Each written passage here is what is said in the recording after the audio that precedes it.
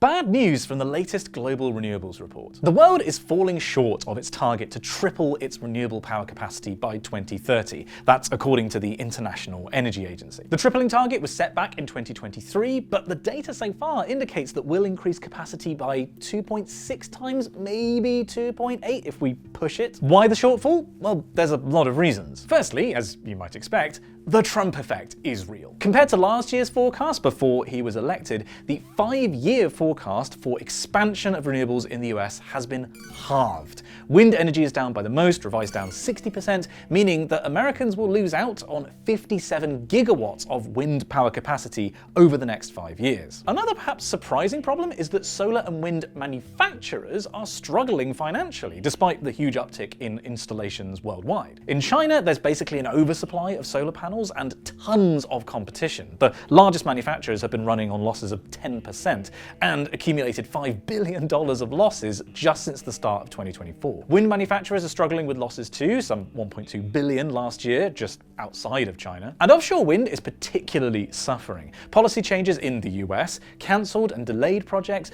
supply chain bottlenecks, and rising costs have all dragged their expected expansion down by 27% from last year's assessment. And finally, the world's grids are lagging behind. They simply weren't designed for large numbers of renewables, which are increasingly being shut off or curtailed when they provide too much electricity. And while grids themselves need more investment in flexibility and storage, this also needs to be matched with investment on the demand side, stuff like smart EV chargers and heat pumps. But in most places, those aren't exactly seeing widespread deployment, and that's limiting the rollout of renewables too. So it's bad news all round. Or is it? We've actually made 2 videos on this report as part of a little experiment. So comment and let us know if this was the first one you saw or the second. We'll make a follow-up video talking about the results next week.